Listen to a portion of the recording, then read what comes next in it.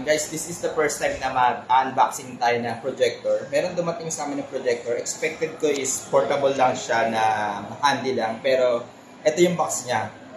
Yan, is Android based to. Ang kanya, model niya is hindi natin makita kung saan siya nakalagay yung model, di ba? Amazing, di ba? Pero ito yung sikretong model niya. Ayan. X1 Plus.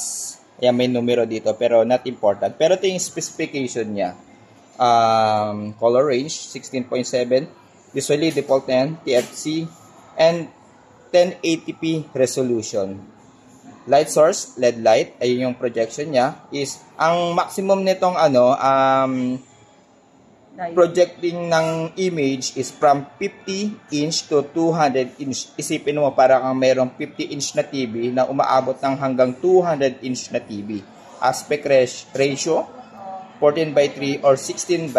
Ayun yung full HD. Power supply niya is syempre 240 volt or auto volt na 110. Okay. Check it out na natin kung ano ba yung laman ng projector na to. Actually, meron ako na-bothered ako dito. May nakalagay ditong 4K Ultra. Not sure kung kaya niya ba ng resolution ng 4K Ultra or kaya niya mag-playback ng video na up to 4K. Okay? Check na natin kung ano yung sa laman niya. What's inside the box? Okay. Ito yung laman ng box. Expect na natin, syempre, meron yung power cord. Isa-isahin natin, ha. Power cord.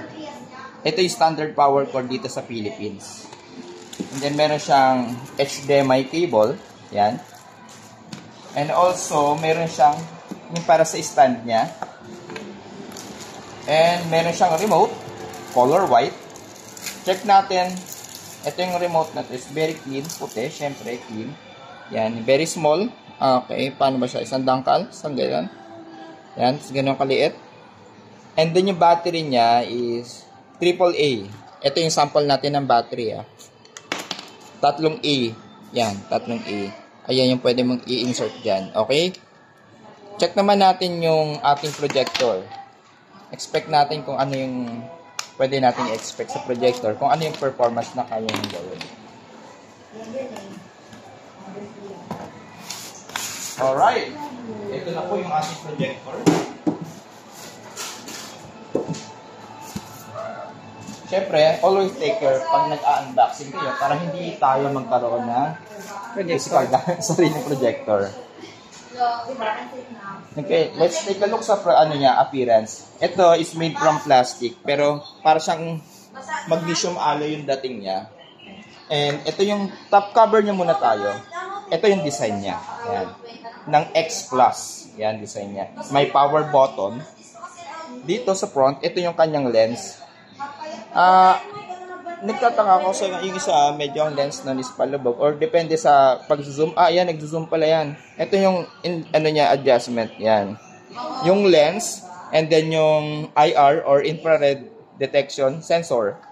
Ito yung kanyang adjustable. Yan. Umaangat, lumulubog. Ito yung kanyang ventilation. Actually, filter yan. Pwede mo siyang linisan kung sakaling madumi na. Yan. Ito yung butas niya. Dito yung intake ng malamig. Dito naman po, dito yung kanyang power outlet, IR sensor. Ito yung speaker. Ayan, speaker. Meron rin siyang audio jack 3.5. USB, pwede po dyan data, keyboard, or any USB na magko-compatible sa computer or Android. Tapos HDMI. Ito naman po yung outtake. Dito lumalabas yung mainit, dito umihigop ng malamig. Okay? And sa ilalim naman po, yan. Ito na yung model niya. X1. Confirm na natin yung model nito. X1 Plus. Tapos meron siya mga tornilyo. Yan. Tapos itong tornilyo na to, para yan sa neck niya. Yan. Kung sakaling kailangan natin i-stand siya ng ganyan. Alright. Check naman natin yung kanyang dimension. Siyempre, gusto rin natin alamin yung nasukat niya. Dito sa front, dito tayo sa centimeter kasi ito inches. Medyo, syempre, meron namang centimeter para alamin natin ang eksakto. From 0, ito yung height niya is almost 8 cm. 8 cm. Tapos yung dito niya, here is 23. Yan. Kita naman po natin. 23 cm. Alright. Dito naman po yung kanyang width is umaabot tayo ng 24.5. 24.5. Siyempre, curve yung design niya. Pag yung standard size niya, pag check natin sa pinalat natin dito sa lapag, almost ang magiging sukat niya is 10 cm, 10.5. Yan, 10.5. Siyempre, may allowance tayo dahil curve siya. Alright guys, ngayon, for the next video, aalamin natin paano siya i-set up.